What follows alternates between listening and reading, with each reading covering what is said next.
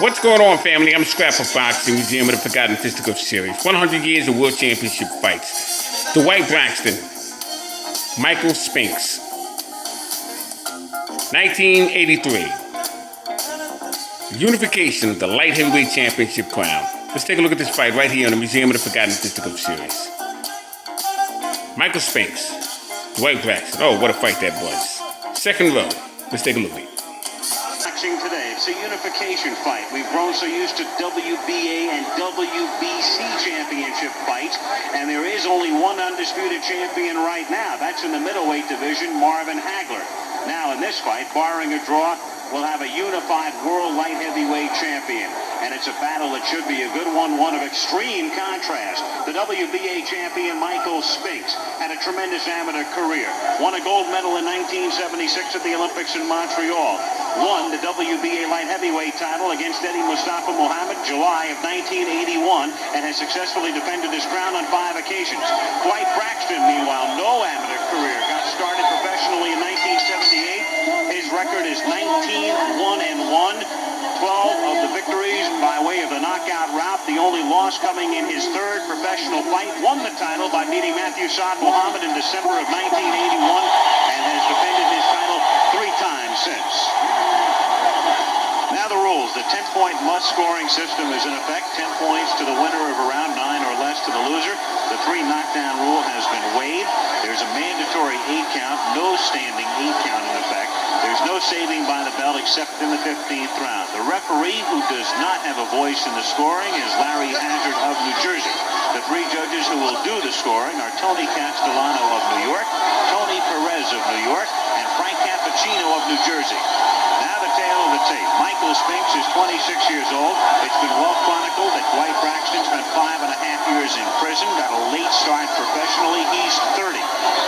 Each man came in under the limit this morning. Spinks at 173, Braxton at 174. Now look at the tremendous difference in height. Spinks, 6'2.5".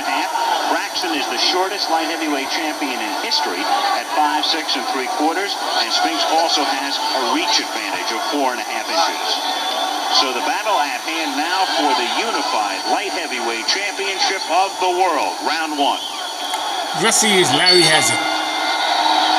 Here we go.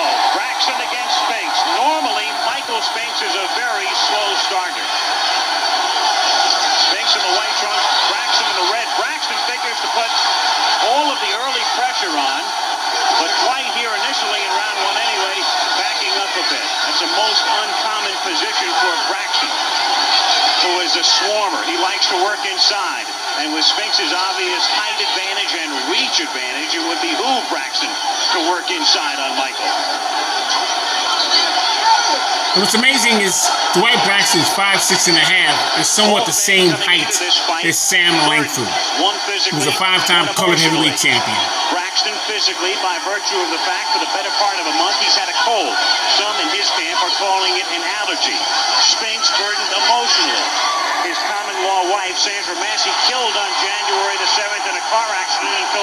Whoa. Some thought Michael would cancel out of this fight. It was not to be. The action in round one. Spinks also arrested 2 days before Sandra Massey was killed on a gun charge. Released on bail. The charge is pending. Braxton delivering as Dwight and Michael tie up. The referee, Larry Hazard, separating the two.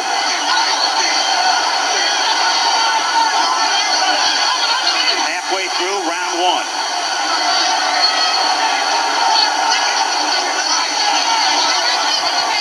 These two, no strangers to each other. They spent a lot of time sparring in a Philadelphia gym in 1980. In fact, they sparred about 120 rounds.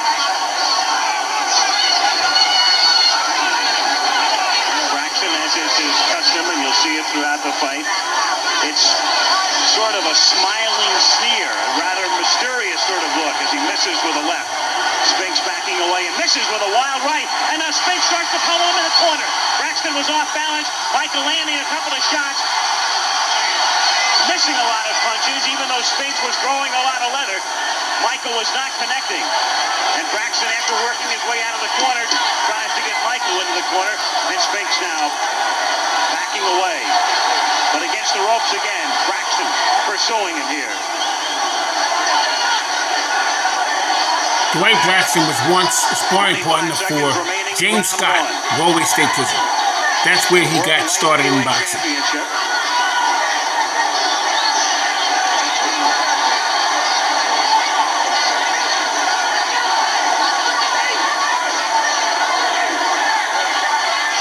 The end of round one at hand. Second round at the Atlantic City Convention Hall. An interesting opening round in this fight.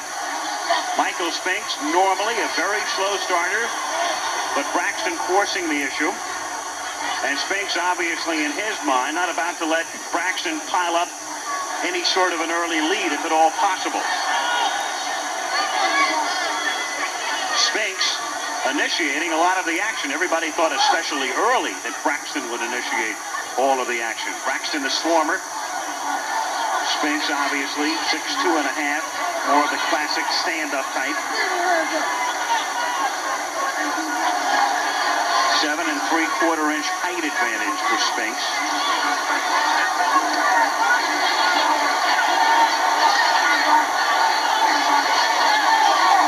Braxton trying to move inside, and Spinks nimbly backing away.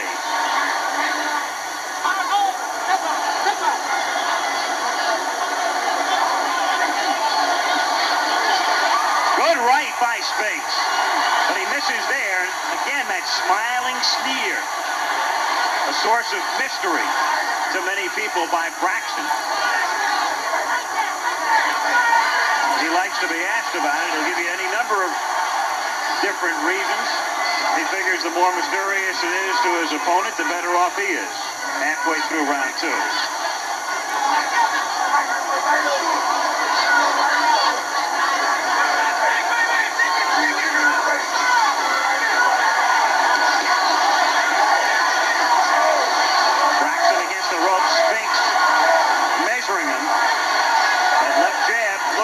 Sort of an opening, and then Braxton lashing out, but Spinks backing away. Spinks moving backwards very well, moving out of the range of Braxton's flurry. Dwight pursuing again.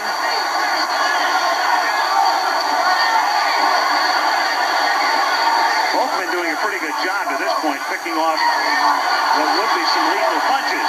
Good left that time by Braxton. Braxton pursuing again, and Spinks tying him up. 30 seconds remaining in round two. Braxton, by the way, has changed his name. It is Dwight Muhammad Qawi, Q-A-W-I. But for this fight, Butch Lewis, the promoter, said, you signed as Braxton, you're fighting as Braxton. He's known as that tonight. Braxton trying to keep the pressure on. Spinks, if you've seen him before, loaded in both hands. Good action so far. Second round ending. Spinks resting on his stool until the last possible second as the bell sounds for round 6. Michael Spinks against Dwight Braxton. Spinks coming out fast. This fight more quickly paced for Spinks than his recent fights would indicate.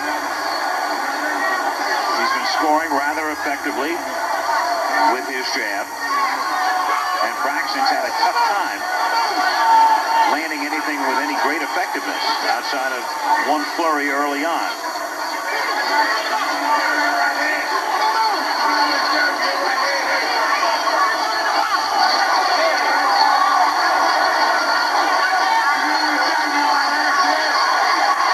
Spinks missing a lot of wild lefts and rights, and Braxton that time it made it look like a smile. That was definitely a steal. Braxton is if to say you're throwing everything you've got and you still can't connect.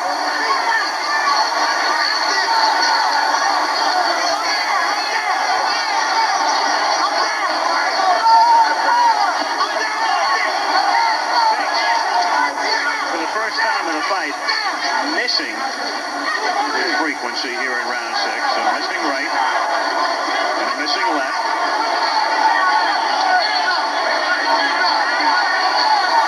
Halfway through the 6th round.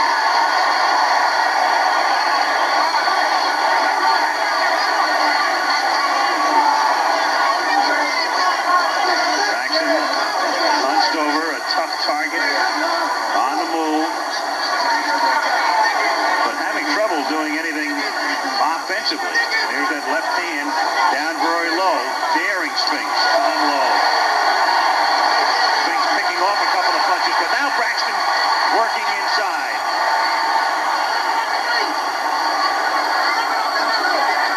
Under a minute left in the 6th round. Good 1-2 by Spinks. But he misses with 2, and then a left is picked off by the gloves of Braxton, and another wild left by Spinks. Braxton could be hurt. Spinks flailing wildly with that left, but Braxton now able to come back under a half minute to go in round 6. Braxton putting the pressure on now.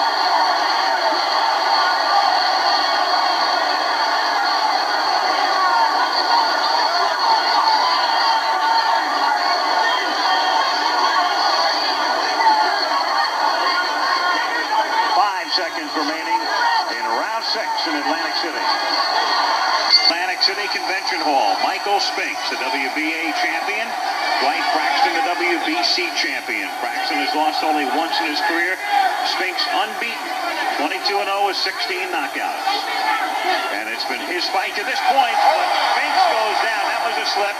That was a slip. No knockdown.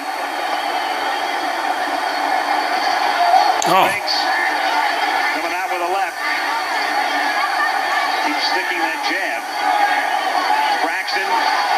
A very good right hand thrown by Dwight Braxton. That was at the second row of this fight. I remember when Michael Spinks slips. Now he goes down, but that's another slip. That's a half slip. And that one there was very controversial. Those thought that Michael Spinks was caught with a punch. As a knockdown, and Spinks is saying, what are you talking about? That wasn't a knockdown, and Hazard says, yes, it was. So he took the mandatory 8. Now Spinks is saying it's slippery.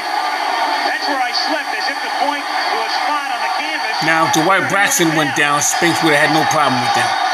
So the first time it was definitely ruled a slip. The second time ruled a knockdown. Braxton here in round 8, coming out of nowhere. He's landing some effective punches. There's no question about that. Be it a slip or a knockdown, he's been effective, but he walked into a solid left. And now Spinks pummeling Braxton, but he slipped. That was a slip. Michael slipping down for the 3rd time. Once it was ruled a slip, once it was ruled a knockdown, this time it's ruled a slip again. So Spinks, who was delivering the blow, was the man who went down, apparently on the moisture on the surface. Spinks with that elbow, you could see the elbow make Now, Braxton wants to make that knockdown count. He has to punch back. That's something they've talked about with Michael through the years with his fights. Good shoulder roll counter thrown by Dwight Braxton, who, by the way, is Muhammad Kawi. But he signed his Braxton as Bush Lewis had indicated. So he has to fight as Dwight Braxton for this fight. Once a knockdown, so Spink thought he slipped 3 times. Braxton again connecting here.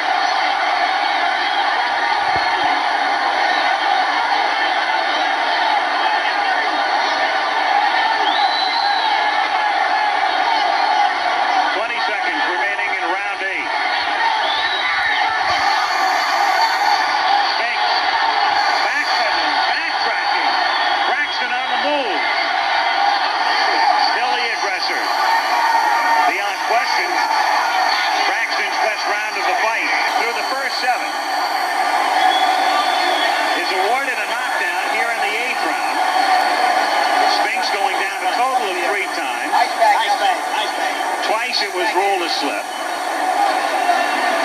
Larry Hazard over to check the spot that Michael contended he slipped down upon. And again, we're going to take a look at some of the action now from round 8. That was a knockdown. He was hit with a body punch. They ruled the knockdown. At first, we thought it was a slip. Spinks thought it was a slip. Then they said Braxton to a neutral corner, and as you take a look there, he steps on his foot also. Indicates that what happened was Braxton stepped on Spinks' foot, and that caused him to go down. It was ruled a knockdown. It's been the only one in the fight thus far. We would give that round to Braxton regardless, and we go now to round 9.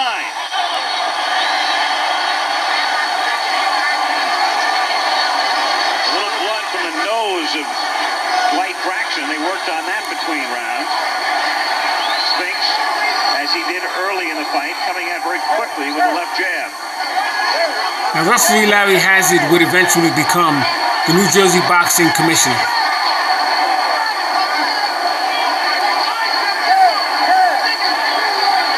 Braxton coming to life in round 8. Up until the 8th round, we were beginning to wonder what effect the cold, or as some in his camp call it, the allergy that he's had for a month, what effect that's had on Braxton.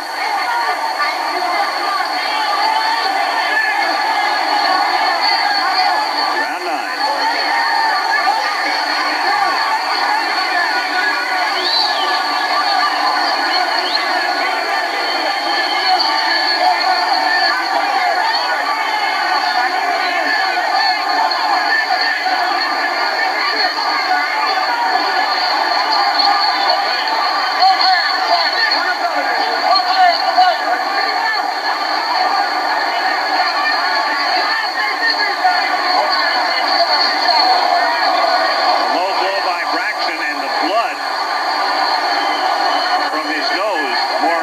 Right now in round 9, halfway through it.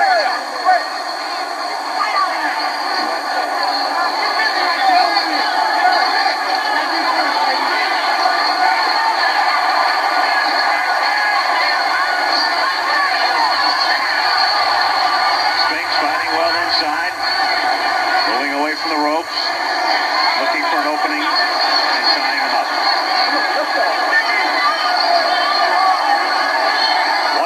In the 9th round.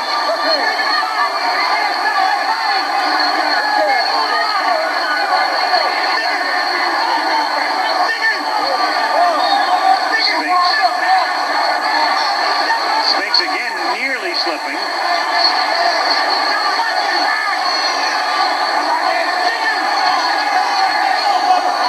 Indeed, he is slipping on moisture in the ring. That has to be a very disconcerting feeling. He was down 3 times in the last round and nearly again here in round 9. Spinks with a very active left jab. And a wild left. And Braxton comes back. A counter right by Braxton. And the great Spinks, though, as we mentioned early on, it may have been a physical problem for Braxton, but for Spinks, when only he knows what it must be like losing his common-law wife on the 7th of January, and yet not asking for a postponement of the fight. This is 2.5 months later, getting into the ring and doing a whale of a job.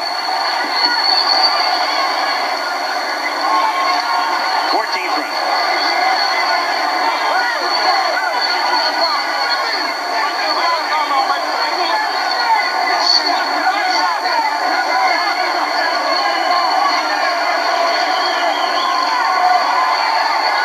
Halfway through the 14th, and Braxton all of a sudden unloads, and Spink looks like he's in trouble. Spink moving away, getting off the ropes right now. Braxton. And Spink's tying up. Spink's all of a sudden again, Braxton coming out of nowhere, and Spink's looking as if he was momentarily dazed. But Braxton really didn't take full advantage of it. If anything, Dwight continued to stalk, but Spink was able to back away and circle. And again, it looks like Spink has weathered the storm, at least for the moment. Under a minute to go in the 14th round. Braxton with a right to the side of the head, but it wasn't that effective.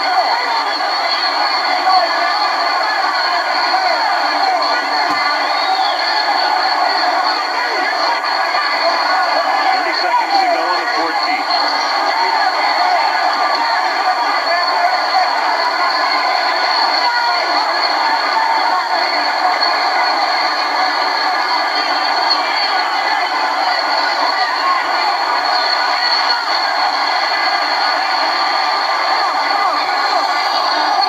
Braxton, the unified world light heavyweight championship. Michael Spinks in control of this fight. Though Braxton may have taken the 14th round, Braxton, no doubt, will look for it all here in the 15th. Will try to end it, but Spinks comes out very aggressive. Michael Spinks, one of the 5 gold medalists in Montreal in the '76 Olympics. He's the only man to hold the title right now, the only unbeaten man of the 5. A career that started professionally in '77, and remember, in '78 and '9, only 3 fights in the entire 2-year span. In good measure due to a knee injury. And back he came in full force in '80, won the title in late '81, and on the verge here of making yet another successful title defense. It would be his 6th. And clearly, his biggest victory is at hand.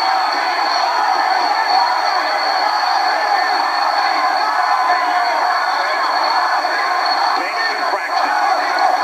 Dwight, a loser just once, and you got to go all the way back to 1978 to find that loss to Johnny Davis, which he subsequently avenged. That was his 3rd pro fight. Spinks 22-0 with 16 knockouts.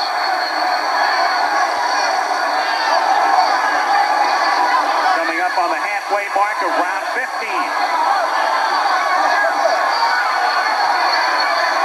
So Spinks trying to prove the old adage, the good big man can beat the good little man, at 6'2½" to Braxton's 5'6 3/4", taking full advantage of the height differential and the reach differential. Using that jab very, very effectively early on, scoring with enough combinations, able to weather the 2 storms that Braxton presented in the 8th and 14th rounds. As we go under the minute mark in the 15th round.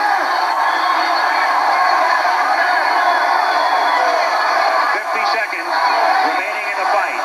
Braxton, knowing he has to be more aggressive than he's proving here in the 15th round, but perhaps just out of steam.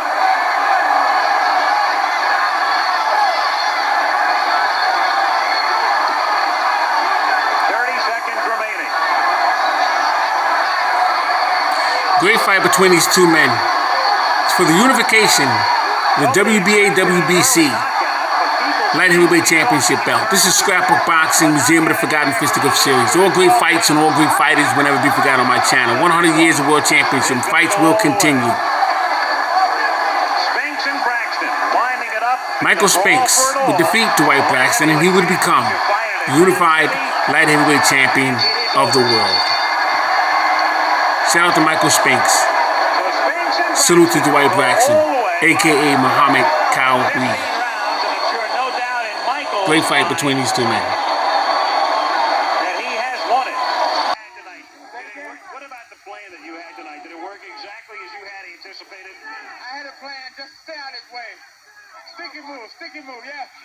the whole thing, outboxing. I shut him out with a jab.